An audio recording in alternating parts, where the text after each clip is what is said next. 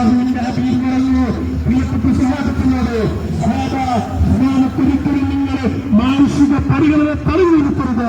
ഇമാമത്ത് വെള്ളം കൊടുക്കണം, ഭക്ഷണം കൊടുക്കണം, പ്രാഥമിക കർമ്മങ്ങൾക്ക് എല്ലാവിധ സംവിധാനങ്ങളും ഒരുക്കി കൊടുക്കണം. എന്ന ചീത്ത പറഞ്ഞ ശത്രുവിനോട് അതാ മാന്യമായി പെരുമാറണമെന്ന് ലോകത്തെ പ്രവാചകൻ പഠിപ്പിക്കുകയാണ്. സമാമത്ത് ബിനുസാറിന് 3 ദിവസം കഴിഞ്ഞപ്പോൾ പ്രവാചകൻ പറയുന്നു, സമാമയെ കെട്ടഴിക്കണം, സമാമയെ നിങ്ങൾ കെട്ടഴിക്കണം, ഒരിക്കലും സമാമയെ പിടിച്ചു നിർത്താൻ പാടില്ല. അങ്ങനെ സമാമത്ത് ബിനുസാറിന് കെട്ടഴിച്ചുകൊണ്ട് സമാമത്ത് ബിനുസാറിന് പ്രവാചകന്റെ സന്നിധിയിൽ നിന്ന് നിരന്തരം മാറിപ്പോവുകയാണ്. തൊട്ടടുത്തുള്ള ജലാശയത്തിൽ പോയി സമാമത്ത് ബിനുസാറിനെ പിടിച്ചു നിർത്തുകയാണെന്ന് പ്രവാചകൻ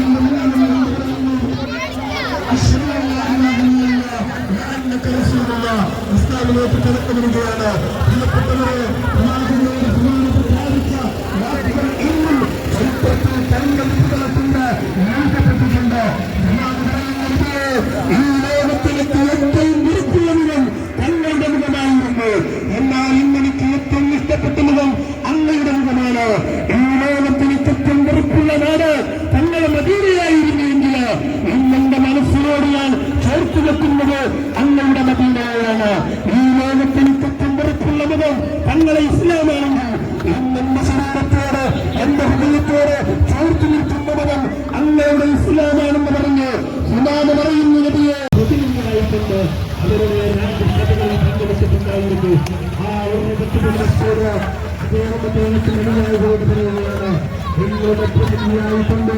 ഇസ്രായേലിന്റെയും ഐസാന്റെയും നിർദ്ദേശങ്ങളുടെയും പ്രതിനിധിയായി അവരുടെ രാജ്യസമിതിയിലേക്ക് ഈ ഓർമ്മ കരുതി ചെന്നിട്ടുണ്ടെങ്കിൽ എന്നല്ല ഇത് പ്രവാചകൻ മുഹമ്മദ് റസൂലുള്ളാഹി സ്വല്ലല്ലാഹു അലൈഹി വസല്ലം തങ്ങളുടെ സ്ഥലത്തിലേക്ക് നടത്തി വെച്ചപ്പോൾ ഇസ്രായേലിന്റെയും ഐസാന്റെയും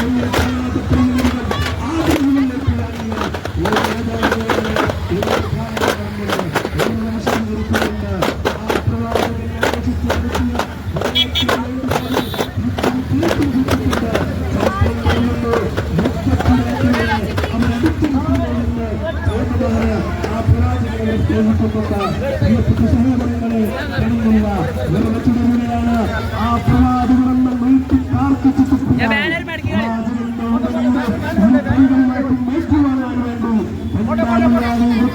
സർവസജ്ജരായിക്കൊണ്ട് അവർ നിൽക്കുകയാണെന്ന് ഓർമ്മ പറയുമ്പോൾ പ്രിയപ്പെട്ടവരെ, പ്രവാചകരോടുള്ള വിമർശനം ചരിത്രത്തിൽ കാണാൻ ഈ ഓർമ്മത്തിന്റെ സ്കൂട് പിന്നീട് മുസ്ലിമാവുകയാണ്.